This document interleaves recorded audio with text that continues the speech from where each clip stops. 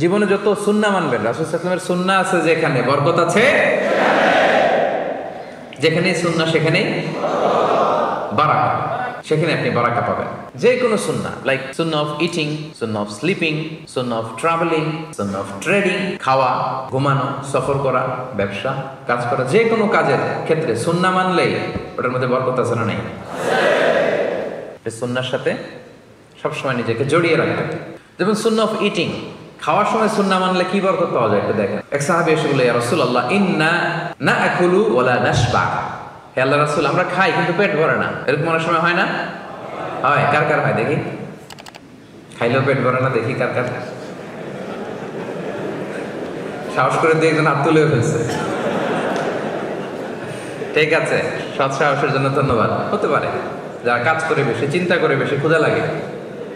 Not necessary যে আপনার অনেক দৌড়াইতে হবে, এক্সারসাইজ করতে হবে না। আপনি ব্রেন স্টর্মিং করলে ক্ষুধা লাগবে। আমি নিজেও ফিল করি, যখন কোনো কিছু নিয়ে খুব ভাবি তখন ক্ষুধা লাগে, এটা হয়। তো এই সাহাবীরা কি চিন্তা করেন, কি সিম্পলিস্টিক লাইফ লিড করতো। মনে যা আসছে নবীরে বলে ফেলছে, এ রাসূলুল্লাহ, ইন্না নাআকুলু ওয়া লা নাশবা। রাসূল, আমরা খাই কিন্তু পেট ভরে না। পেট ভরে না কেন? তো রাসূল সাল্লাল্লাহু আলাইহি ওয়াসাল্লাম দেখেন কি বলে। রাসূল সাল্লাল্লাহু আলাইহি ওয়াসাল্লাম বললেন, লাআল্লাকুম তাআকুলুনা মুতাফাররিকিন। মনে হয় তোমরা একা একা খাও, একসাথে খাও না। মনে হয় তুমি একা একা খাও, মেবি ইউ ইট অ্যালোন, একসাথে মনে হয় খাও না। ওই সাহাবী বলে, না, হ্যাঁ ইয়া রাসূলুল্লাহ, আমি আসলে একা একা খাই, অন্যদের সাথে বসে মিলেমিশে খাই না। তখন রাসূল সাল্লাল্লাহু আলাইহি ওয়াসাল্লাম খাবারের সুন্নাহ শিখিয়ে দিলেন, দ্য এটিকেটস অফ ইটিং। তিনি বললেন, ইজতামিউ আলা তাআমিকুম, না না না, একা একা খেও না, খাবার নিয়ে একসাথে সবাই বসবা। ওয়াযকুরু ইসমাল্লাহি আলাইহি, খাওয়ার আগে বিসমিল্লাহ বলবা। ফাইন্নাহু ইউবারাকু ফি, তাহলে তোমাদের খাবারে বরকত ঢুকায় দেওয়া হবে। এবার বুঝছেন সুন্নাহ মানলে কিভাবে বরকত পাওয়া যায়? দেখেন খাওয়ার ক্ষেত্রে আরো রাসূল সাল্লাল্লাহু আলাইহি ওয়াসাল্লাম কি ইনস্ট্রাকশন দিয়েছেন। তিনি বলেছেন, আহাব্বু তাআমি ইলাল্লাহি মা কাসরাত আলাইহিল আইদি, আল্লাহর কাছে সবচাইতে প্রিয় খাবার ওইটা যেই খাবারে অনেকগুলো হাত পড়ে। এক প্লেট নিয়ে শুধু এক হাত দিয়ে খাচ্ছেন, এটা আল্লাহর কাছে পছন্দ না। একটা খাবার নিয়ে অনেকগুলো মানুষ বসে চারদিক থেকে নিয়ে নিয়ে খাচ্ছে, এই খাবারটা আল্লাহর কাছে বেশি প্রিয়। সুবহানাল্লাহ।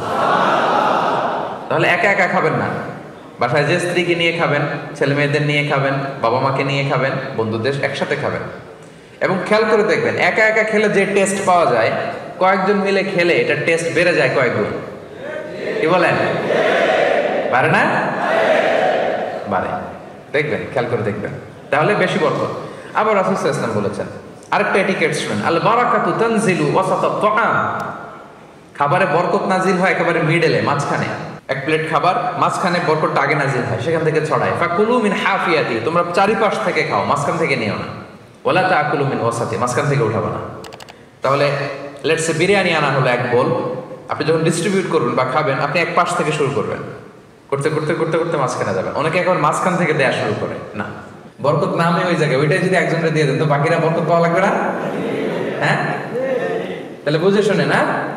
আচ্ছা, মাশাআল্লাহ, এই তো বুঝতেছেন। আরো কি বলেছেন রাসূল সাল্লাল্লাহু আলাইহি ওয়াসাল্লাম, তুআমুল ওয়াহিদি ইয়াকফিল ইসনাইন। দেখেন আমাদের ইসলামিক ভ্রাতৃত্ববোধ কত সুন্দর। একজনের খাবার দুইজনের হয়ে যায়, রাসূল সাল্লাল্লাহু আলাইহি ওয়াসাল্লাম বলেছেন।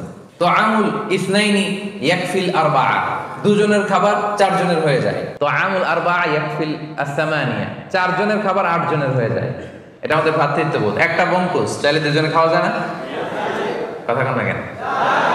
নাসি গোরেং আয়াম, মজা করে খায়াম। তো নাসি গোরেং আয়াম নিয়ে আসছেন আপনি এক বক্স, এটা দুজনে মিলে খাইলে হবে না? হবে না?